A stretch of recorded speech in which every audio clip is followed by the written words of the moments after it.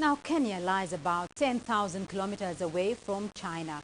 Archaeological evidence shows that back in the 9th century, China was already being traded through the Silk Road to the eastern coast of Africa. Now, Sino-African Economic Cooperation.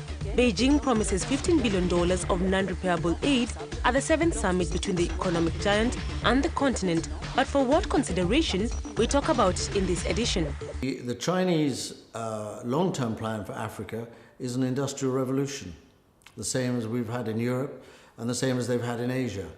And it's when you begin to realize that's what the Chinese have grasped, is that Africa, to transform itself beyond these false national boundaries that they've been given in the last 30 or 40 years, to move beyond the tribal conflicts that they have inherently in Africa, they need an industrial revolution which transforms the living standards and the commitment of the people away from their tribe, away from their nation state, to the economic benefit of Africa.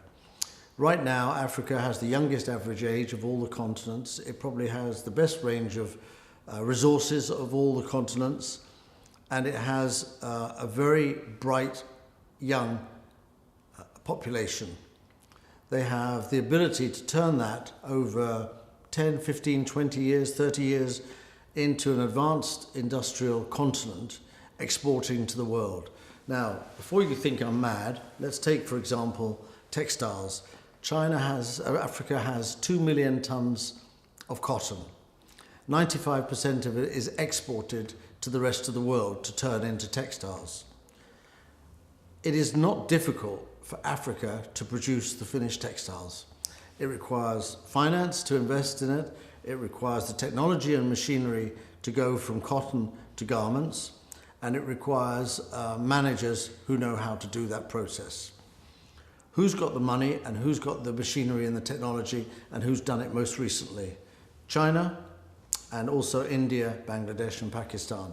So South Asia and China will both play a significant role, and probably Japan and Taiwan, South Korea, are all countries that have been involved in this. But the Chinese have scale. The Chinese can take a country like Ethiopia, a country like Nigeria, to transform those countries into major textile producers. So the goods made well in Africa will sell well in world markets, and they'll do it. And the added value in Africa will be about 10 times what it is now, with incredible benefits to the African people. You can apply that to all sorts of industries across Africa. China is going to make Africa a modern continent. It'll take maybe 50, 75 years. Who else in the world thinks in those sorts of ways? China's been planning this, thinking it through, testing it through for the last 30 or 40 years with the Africans, and is now rolling it out. That's why the Africans go to China, because they know the Chinese get what Africa needs, which is an industrial revolution. Western capitalism is at a bit of a crisis in terms of taking advantage of all the growth that's worldwide. I think if they take the time to understand the dynamics of socialism with Chinese characteristics, they'll see the opportunity to work with Chinese companies in third country markets. The opportunity for the British to work with the Chinese in Africa is phenomenal. The opportunity for the British to work in Central Asia with the Chinese, a little less obvious, but I can see lots of very good opportunities there. At the moment, we're pygmies in our thinking about what is going on, what's making it happen, and how to get it to be a benefit to us. But the opportunities are huge, huge. And now's the time. 10 years' time, most of those things will be sold up and done. And if the Chinese have to do it on their own, they'll do it on their own. But it's not what they want to do. They want to do it with third countries. You take, for example, Africa. There are many countries in Africa that are nervous about China. They're nervous about the debt, the security, the domination of Africa.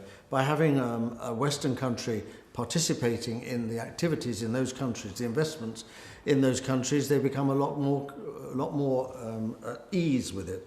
If you take, one of the biggest problems with London, apart from Brexit demolishing London as a financial centre with our own hands, it's not going to demolish it, of course, we're going to make it more difficult for ourselves, but the world's financial centres are going to change. At the moment, New York, London and a few others. the future financial centres of the world are being planned in Beijing. We can either participate in that, or we can be like the railways in the United States in the 1930s, who didn't see those planes taking off and realised that airplane travel would take over from rail travel. There is a transformation going on in so many different areas of the world, and most of it is coming from the Chinese anticipating the future. It is for us to begin to understand what China is thinking and what China is doing and how we can profit out of it for the benefits of our people and for the benefits of world stability. Sounds like a very magnanimous type of view of it, but I don't think there's anything ever bigger in the history of the world than what's going on in China today.